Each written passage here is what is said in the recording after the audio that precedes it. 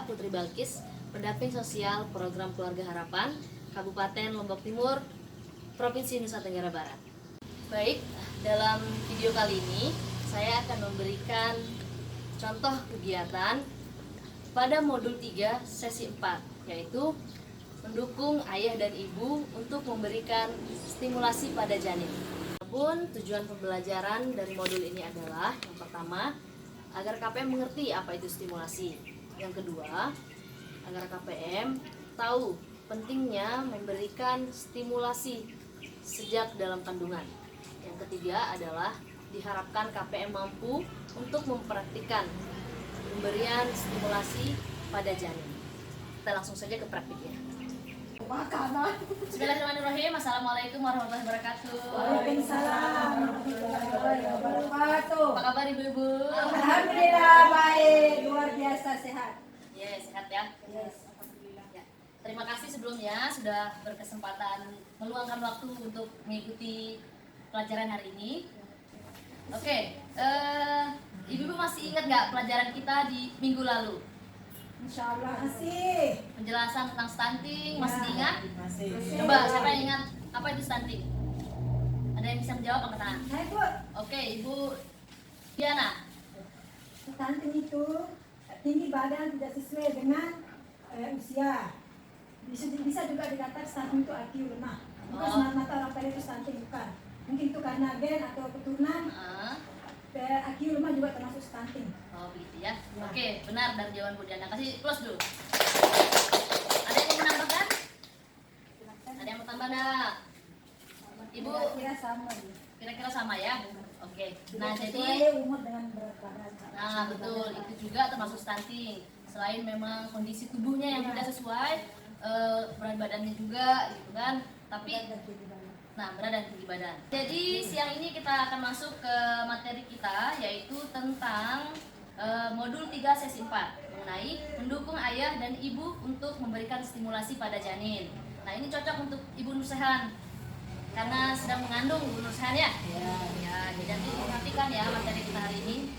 Sebelumnya ada yang tahu apa itu stimulasi? Merangsang. Merangsang. Ya, Oke, betul. Jadi stimulasi itu adalah suatu kegiatan rangsangan yang diberikan kepada ibu hamil, janin yang masih dalam kandungan maupun anak yang sudah dilahirkan. Dari usianya 0 sampai 6 tahun pun itu masih harus tetap diberikan stimulasi. Ya. Jadi stimulasi itu apa? Rangsangan. Betul. Kenapa kira-kira menurut ibu-ibu penting untuk memberikan rangsangan itu? Pendekatan antara betul. Karena di masa-masa pertumbuhan dari di dalam kandungan itu sudah mulai bisa merasakan gitu, apa-apa yang ada di luarnya ya. Jadi saya akan bagi kelompok sekarang ya menjadi 2 kelompok. Tugasnya di sini saya ada kertas, nanti masing-masing per kelompok. Di sini sebelum kita masuk ke materi, silakan kira-kira apa yang menurut ibu-ibu yang bisa dilakukan untuk menstimulasi janin di dalam kandungan. Ditulis ya, nanti menurut pendapat masing-masing kira-kira apa, ditulis kertasnya. Soalnya itu kira-kira apa saja yang bisa diberikan rangsangan, stimulasi kepada janin. Ditulis ya. Sudah ibu-ibu? Ibu Wati, Ibu Mahani sudah?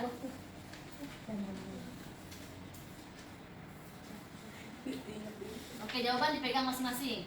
Dipegang masing-masing. Nah, sekarang saya minta untuk masing-masing kelompok membaca jawabannya ya. Ibu Mahani dulu. Silakan. Di dalam kandungan itu sering mengajak bicara, betul. Terus mendengarkan suara-suara musik atau pengajian. Ya, bisa juga. Sesering mungkin dielus-elus mulutnya. Dilus-lus. Banyak konsumsi makanan bergizi seperti buah, sayur, susu dan lain-lain. Hebat, tepuk tangan dulu untuk kelompok Ibu Mahani. Oke, sekarang kita lanjut ke kelompok Ibu Nana. Kan merangsang kandungan satu, yang kedua sentuhan atau berada biasanya kan kontak batin antara ibu dan anak itu Ya. kan menyatu. Terus kedua sering mendengarkan suara-suara karena walaupun dia masih di dalam perut itu kan antara rangsang dari suara itu kan Dari kontak, luar. dari luar. Nah, bisa dirasakan ya. Janin itu sendiri. Ya. Terus kalau bisa dicek kesehatannya setiap bulan, rutin. Cek kesehatan setiap bulan. Ya. Mana cek kesehatannya? Bisa di posyandu, bisa di klinik, Ini Bu bisa Bidan. di bidan, bisa di dokter Agar juga. kita tahu rangsangannya kayak Ya. apa. Betul. Terus diajak berbicara sesering mungkin karena kalau banyak bicara ibu sama anaknya refleksnya juga bagus untuk kesehatan perkembangan tubuh janin itu sendiri. Terus memakan makanan yang bergizi atau sekarang yang disebut dengan makanan yang seimbang. Oh iya. Yang cukup vitaminnya, protein nabatinya, hewaninya, terus istirahat yang cukup. Sudah cukup. Ya. Wah, jangan tepuk tangan Bu. Ya, jadi alhamdulillah rata-rata semua jawabannya sudah tepat, sudah bagus gitu. Sudah pintar-pintar nih pokoknya ya. Insya Allah. Sekarang kita akan masuk ke pembahasan. Jadi sudah benar tadi stimulasi itu adalah pemberian rangsangan ya kepada janin yang masih di dalam kandungan maupun kepada anak yang sudah lahir dari usia 0 sampai 6 tahun. Gitu. Jadi mengapa penting kita lakukan stimulasi? Yaitu karena bisa merangsang pertumbuhannya gitu. Kesehatannya di dalam kandungan pun bisa berpengaruh dari stimulasi yang kita berikan. Berbicara, mengajak mengobrol itu menggunakan kata-kata yang baik, kata-kata yang positif. Selanjutnya itu stimulasi ini ada 3 jenisnya untuk yang bisa kita lakukan pada janin ya. Yang pertama itu sentuhan, yang kedua itu adalah suara, dan yang ketiga itu adalah stimulasi cahaya. Kira-kira ada yang tahu misalnya sentuhan itu seperti apa? Diraba. Diraba ya, Diraba. perutnya diraba. Dilus-lus. Terus, betul. Selanjutnya yang suara, bagaimana kira-kira? Bisa kita ngomong secara langsung. Hmm, Bisa kita menggunakan alat. menggunakan alat seperti Apa sih tadi? Airphone. Ya. ya, jadi suara misalnya tadi secara ngomong langsung Kita ya. ngomong langsung misalkan kayak pada bapaknya kan bilang. Ya. Nah, saya pergi dulu ya. Nah, jadi yang seperti itu ya. Bisa juga dengan mendengarkan musik melalui handphone pun tidak masalah, tapi jangan dekat dengan kandungannya, dengan perutnya. Nah, yang ketiga itu stimulasi cahaya. Nah, berjemur bisa. Di sini saya punya senter. Kira-kira senter ini fungsinya untuk apa? Senter ini bisa dijadikan stimulasi enggak? Bisa cahaya. Betul. Nah, jadi senter ini juga bisa berfungsi ya. Ketika dia di umur yang sudah bisa merangsang cahaya, jadi menggunakan senter ini sudah bisa. Gitu. Jadi nanti dia merasakan gitu ya, tembus dia ke dalam, bisa rasakan. Tapi jangan pakai senter HP, karena ya tadi kalau senter HP kan terlalu dekat dengan perut nanti. Jadi bisa menggunakan senter biasa seperti ini. Jadi di sini saya sudah punya tabel mengenai waktu kapan stimulasi pada janin dilakukan. Jika ada yang bisa bantu saya baca, Ibu Ati mungkin. Apa stimulasi pada janin? Apa manfaatnya? Jangka waktunya itu trimester pertama. Ini stimulasinya itu dengan cara sentuhan. Ya, trimester kedua. Kedua, jenis stimulasinya suara, cahaya. Suara dan cahaya ya, trimester kedua. Jadi pada trimester ketiga ini Semuanya masuk. ya betul. Jadi Semuanya. semua tiga jenis stimulasi ini bisa dilakukan ya pada trimester ketiga. Ya. Nah, di sini untuk trimester pertama ada dua tahapan ya yang bisa dilakukan stimulasi. Yang pertama itu di usia kandungan 1 sampai 6 minggu.